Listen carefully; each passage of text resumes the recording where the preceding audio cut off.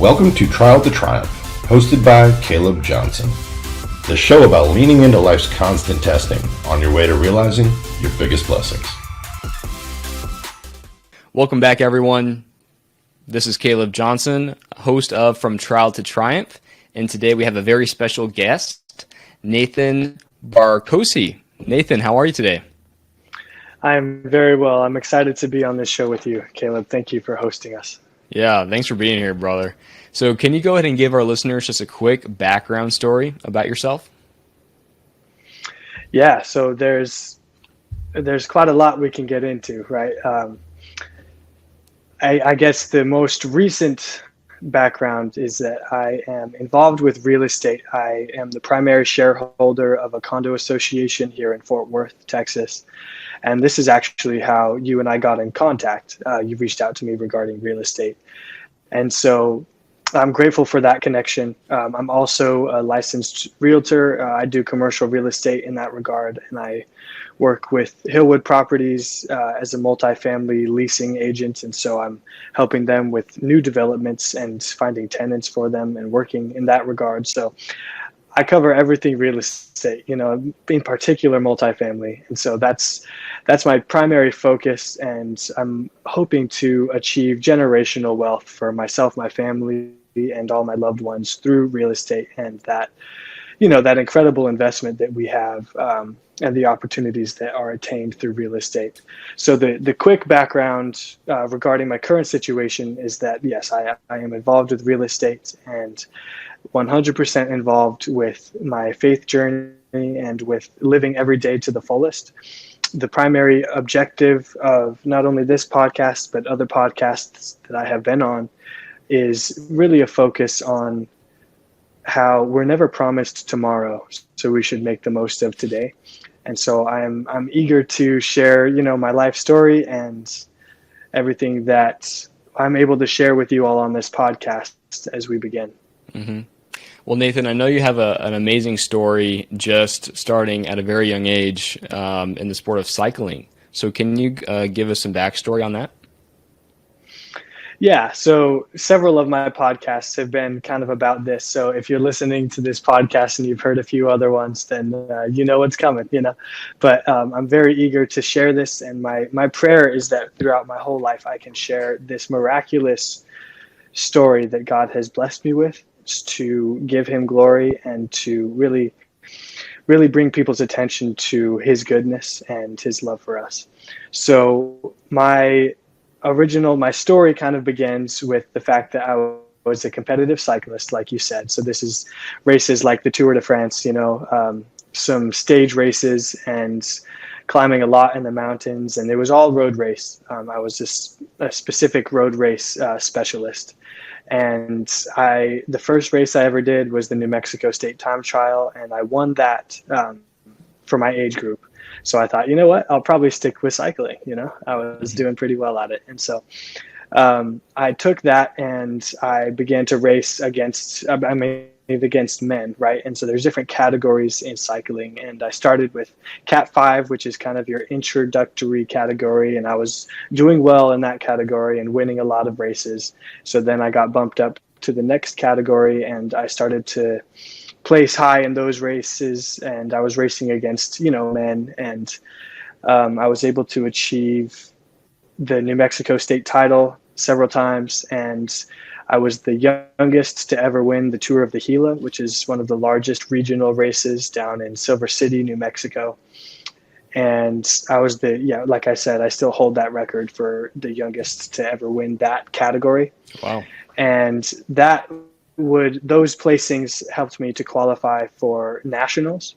So I went to California and raced in nationals. And while I was there, I placed top 10. And so the top 10 ranking in the United States in my youth category, and the continued success and accomplishments through my racing against men and against large competition in New Mexico. That helped qualify me so that as a 16-year-old, I was really ready to go professional and potentially sign on with a semi-pro development team and that would of course eventually lead me to professional racing in Europe or across the world for different stage races and different large competitive tours. And I loved cycling, man. I loved it. It was something that I would spend hours and hours on the bike every single day, you know. Nathan, I love that. And sorry to interrupt, but I want to ask, is something like that when you're, I mean, top 10 in the nation, that's a big deal. So is that like a God-given blessing? I'm sure part of it is, but how much of that is talent and how much of that is skill? Hi, my friend. Caleb Johnson here, and I have a huge question to ask you real estate investors. How would you rate your personal discipline on a scale of 1 to 10? If your answer is anything less than a 10, I have something neat for you. And let me tell you, discipline means pushing yourself beyond your comfort zone and doing things that are difficult and sometimes boring. Achieving massive success requires you to do those difficult things. Now, I just released a program for investors where I walk with you as an accountability coach to help you stay on track, and I'm doing this for free. That's right, for free. But I'm only offering this to the first 5 people who sign up because I don't have availability for more than that. Starting is easy. Go to redccapitalgroup.com and click accountability coaching at the top right of the screen. So let's get to work. And now to the interview. Yeah, well, I think there's a certain level of competition that one may get to in order to accomplish success, right? And that's seen in anything, in regard to business, in regard to sports, in regard to academics. There's a certain baseline that is required of effort in order to achieve accomplishment and success. And then there's the kind of the next level, you know, and I'm actually reading a book right now, Can't Hurt Me by David Goggins. And I'm sure most of the listeners will rejoice in hearing that because it's such a great book. Everyone loves David Goggins, you know. And he talks about the 40%, right? How we use 40% of our potential only. And so I was actually just speaking with my brother-in-law, and I said, man, what would happen if we took it to 41%? Really just 41%, you know? And I think that just that little extra bit is what makes the difference between the top 10 and everyone else. Obviously, the other people they're doing incredible. I mean, they make up the competition.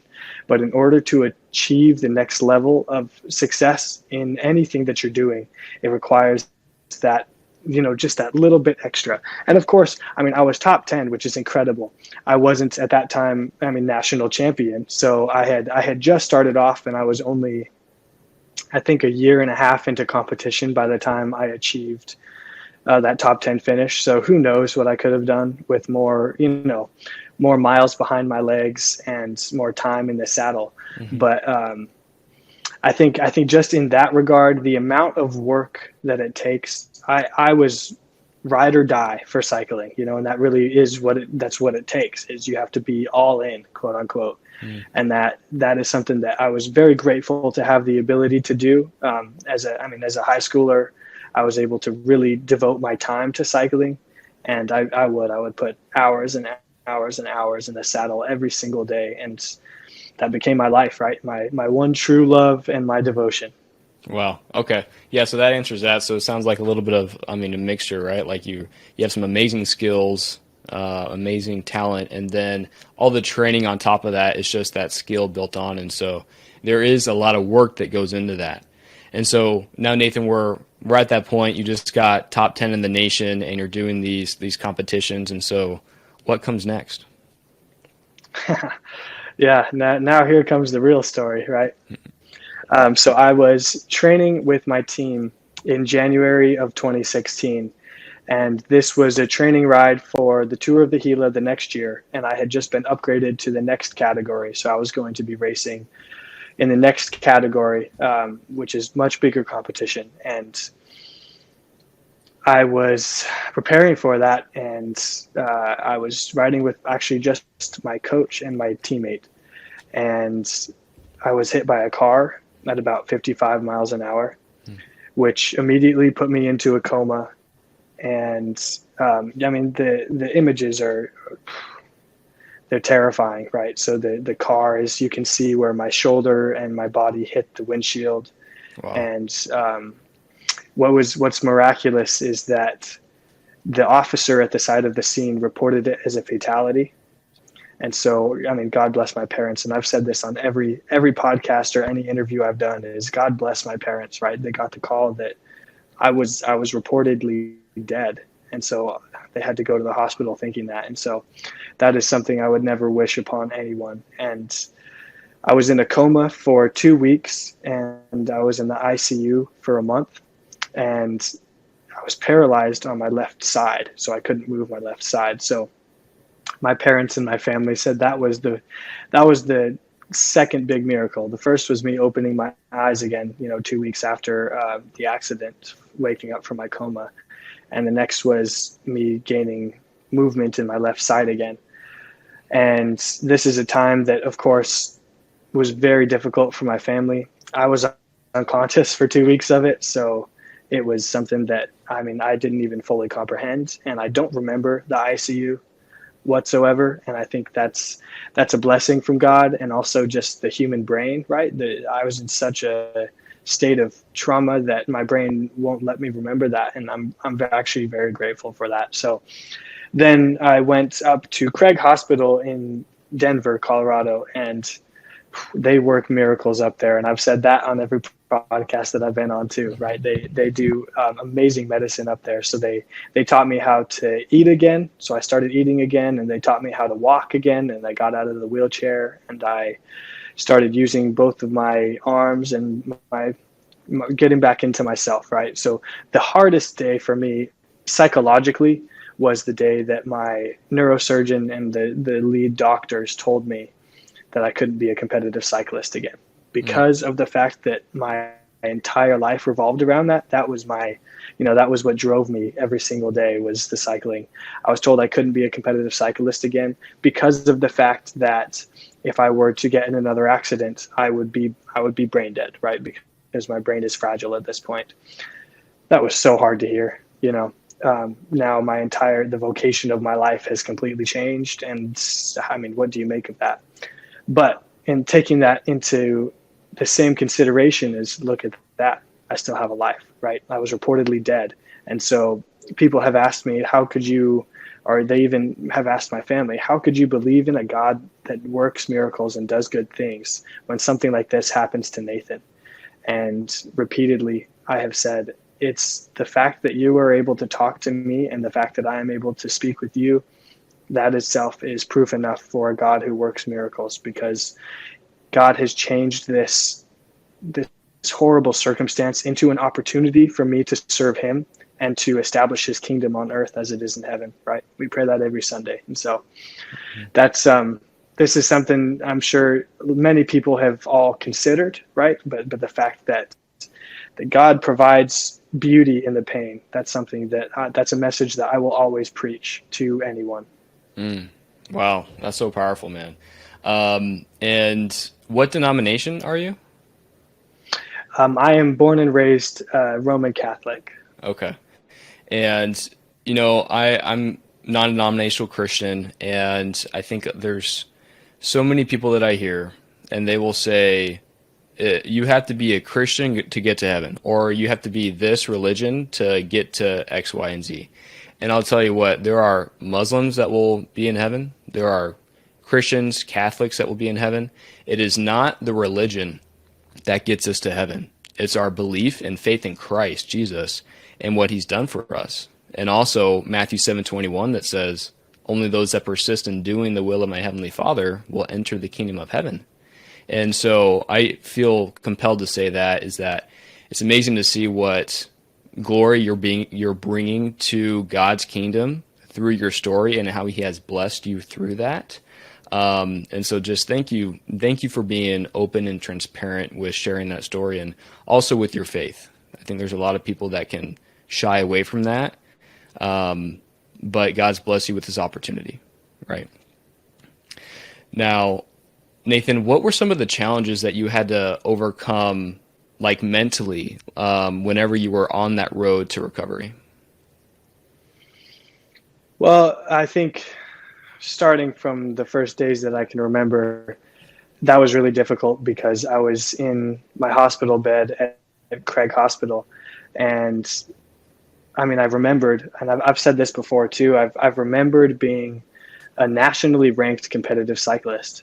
And I remembered that potential that I had, but I couldn't get out of bed on my own, and I couldn't use the restroom on my own. And I had to press a help button for my nurse to come help me get into my wheelchair or to help me walk on a walker just to move around. And that really hurt because I knew I had that potential, but taking that into consideration as well, that was my biggest motivation in recovery, was the fact that I could remember being that capable, but I wasn't. And that not only was physical, but that was mental. I knew that I knew that I was very capable academically and just in my abilities to think, right? And so I knew that I had the potential to fully recover and to move forward. And that's what is so miraculous, is the fact that I did recover and I am recovering. And here we are, now I'm able to, I own a small multifamily LLC, and I am working very hard. My wife and I are pregnant, and we have a little kid on the way in November. And That's awesome, that is the greatest. Yeah, thank you. I know this is going to get into a whole nother story, but that is the greatest call, right? Is for us to be, it's something that you can't even wrap your mind around until you're in this situation, right? Is the fact that we have the opportunity to build Christ's kingdom here. And we are in charge of bringing up this next generation to love and honor and adore and follow God's commandments, and to bring good into this world. And that's what we're called to do. And it's just so incredible that we can build our little kingdoms on earth, right?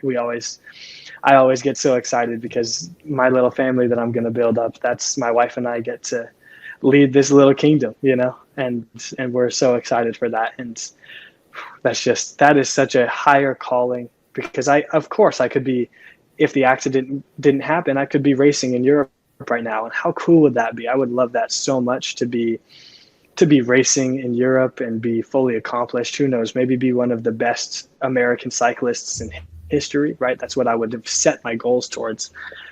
But what a great calling now, to be able to build God's kingdom and bring joy to generations through not only the life that I live and the family that my wife and I are establishing, but through my children and through the soil that we plant, right? Mm-hmm. And Nathan, what happened? So the guy that hit you going 55 miles an hour again, which is crazy. What happened to that guy? Yeah, good question. So obviously there was he was being tried, of course, because I was reported as a fatality. And so he was being tried. And when we went to court, I got to the stand as a witness, which is miraculous in itself, that just, 6 months after the accident, I was standing on, the podium speaking to the judge. And so I asked the judge, I said, "Your Honor, I don't know if this is possible, but as opposed to this man serving time in prison and just thinking about the mistake that he made, if this truly was a mistake, I feel like there's something that could be attained from this." And so I asked the judge if it would be possible for this man's sentencing to be not anything that would cause him harm or cause him anything that's undue, but if there would be an opportunity for his sentencing to be community service, to serve others. And in particular, if he and I could go teach driver's education courses about the dangers of distracted driving.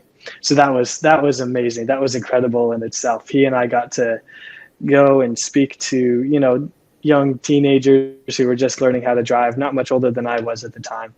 And my goal with that was to help save lives. And so if we saved just one life, one cyclist from being hit, then we did our job, right? And my prayer is, of course, more than that. But the message was really incredible because he was actually an insurance adjuster. And so I would give my story, show the pictures of the car, of my bike, of me in the ICU, and all of the traumatic images of my accident. And then he would come on and he would say, well, I'm an insurance adjuster. And he would show images of different cars that were in accidents. And then he showed the picture of his car when he hit me. And he said, so this car would be something similar to if a cyclist was hit. And actually, this was the car that hit Nathan. And this was the car that I was driving when I hit him. And you could see it, man. Jaws would drop. It was quite a story, quite a message. And then I really do, like I said, I really do hope that we were able to save a few lives, if not thousands of lives, by just bringing awareness to how dangerous it can be to have, the effects of distracted driving. Yeah. In the Bible, it says, love your enemies. And when that's so hard to do, that's so challenging to do whenever someone has done something to you. And especially, Nathan, in your instance, someone literally hit you and put you in a coma when you were 16 years old. And you could see that as he took away your opportunity to be the best in the world in cycling. But you flipped that around and said, you know what? I'm not gonna hold that against him. Now what we're gonna do is we're gonna go do community service together and help educate others to better their lives and help hopefully save a life in the future. And I'm sure the fullness, the mental reward from that alone outweighs the fact that you could have put him in jail, right? Like, that is such a higher reward, I think. And I'm sure you could attest to that it just felt so much better than actually seeing him rot in jail. Right. Yeah. And you're completely right. The Bible says, love your enemies. Now, it doesn't say be best friends or like your enemies, right? It just says love your enemies. And how do you do that? It's by working to establish God's kingdom, regardless of who you're doing that with, whether it be your friends, whether it be your enemies. So he and I, of course, did a lot of service together, and it was amazing because we would just talk to each other and get together and meet, and that was great. We would never say we were friends, of course, right? Because there is that difference. But it was incredible to be able to humbly stand next to the man that changed my life forever, and he was willing to do that as well. He was able to counteract all the trauma that he had gone through by being the man who hit me, and I was able to take that as the victim, and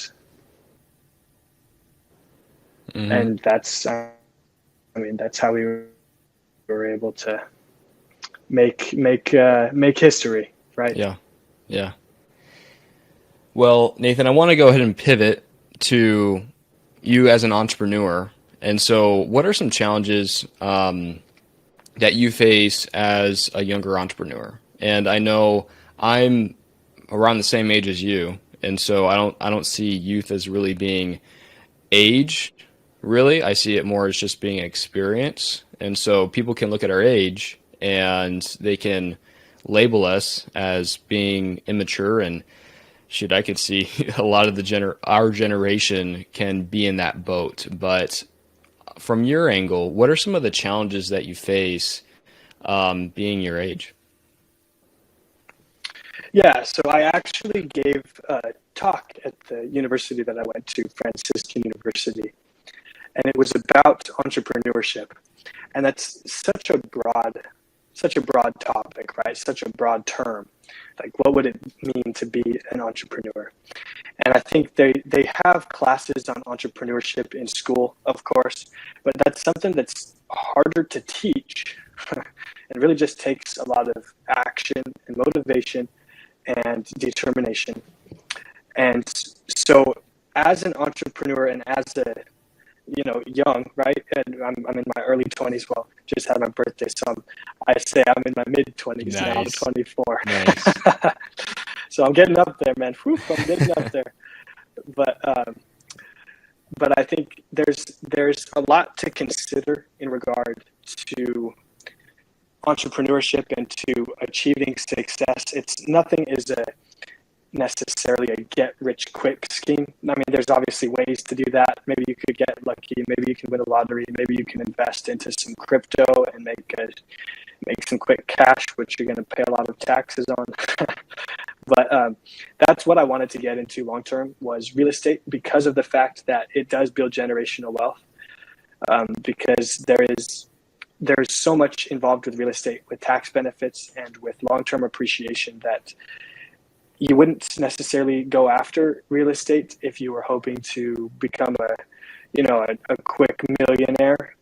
But if you have the long term plan set out, right, you need to run the numbers and build your network. It's all about the network, right? Building your network and building a team that you're able to trust and rely on. And once you have a reliable, trustworthy team, and you have all the necessary components to achieving that generational wealth, then that's how it's built, right? Mm-hmm. Mm-hmm. Well, Nathan, how about we switch to the final three questions, and the first one being, if you can recommend a book to our listeners, what would that be? Yeah, that's a really tough question, because there's so many books that I could recommend. One book. It could be a couple if you're split. Yeah. I think in regard to business, it's always Rich Dad, Poor Dad. That's it. I mean, it really opens up your mind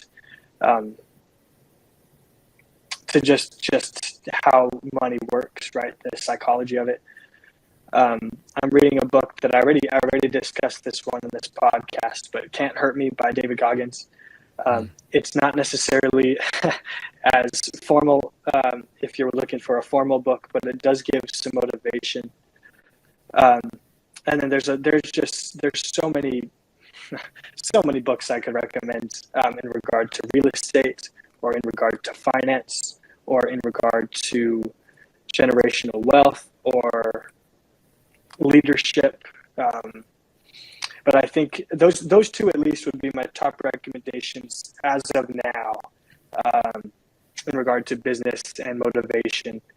And there's a whole list of books that I could recommend, and I'm also hoping on writing a few books myself in the future to cover topics of business, or of motivation, or of accomplishment, or self-drive, or faith in particular, and really how the importance of faith and living by a routine that's established in the truth that is established by the Bible, right? How that truth kind of shapes our culture today and shapes our society, and how that should shape our lives. So there'll be books to come written by Nathan Barkocy in the future. If you ever see some of those floating around, Cool. that I would that'd be a top recommendation of those. Yeah, times. those will be the ones to recommend then. And now, Nathan, if people want to learn more about you, where's the best place they can do that at?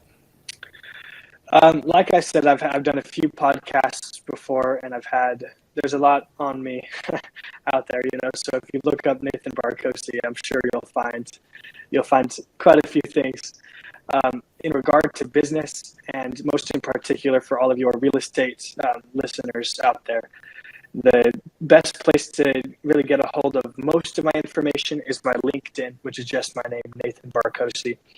And I have a lot of links on my LinkedIn for people to access, either a way to get a hold of me, or send me an email, or look into my multifamily LLC, or contact me regarding opportunities in Texas for real estate, which is where I'm licensed. So I would feel free to hop on LinkedIn and look up Nathan Barkocy and connect with me there. I'm always looking for more connections on LinkedIn. So that's probably the most beneficial way to find anything about me in regard to business and real estate. Mm-hmm. And you said something there. starting off I'm still a young entrepreneur, but starting off as a young entrepreneur, the biggest thing for me to start was growing my network, right? Because when I'm younger, how am I going to raise $1 million? How are investors going to trust me? Well, it's not that they're going to trust me per se. They're going to trust my partner that has been investing for 20 years and that has the net worth. And so when I network with people, I can connect with those high net worth individuals that I can partner with. And so I think what you said hit it right on the head, is that the network is so important. Now, Nathan, going to the last point, is if you can share one final thing with our listeners that they can take away from today's show, what would that be? Yeah. I want to touch on, before I get into that question, I want to touch on the network. Networking is absolutely huge. They say your network is your net worth, right? And so that's what I have been so blessed to be able to meet so many people. And I'm always out trying to grow my network, going to networking events and meeting as many investors as I can. And so that's the goal, and that's how you accomplish it as a young entrepreneur, is really reaching out and establishing yourself within your network and using your network to help establish you. The other key is presenting the asset to your network, right? So if you have a valuable asset that you present to your network, or you let the asset pay for itself, I mean, that's how we do leverage, right? You make a asset-based loan where the tenants that you bring in, you're required to keep it fully leased, but they pay off your mortgage, right? And you use a lot of that networking to leverage yourself and your assets in particular. Now, on to your last question about anything I could share. This goes back to the very beginning of our conversation, and it's to make. This is funny. I've heard this saying before, in actually my dad's podcast. But he says, make the most of tomorrow by besting your yesterday, right? And so really working on improving yourself, having that motivation. And my key phrase in whichever situation I am is to say that tomorrow is never promised. So make the most of today, right? And that's what I will always preach. Tomorrow is never promised for anyone.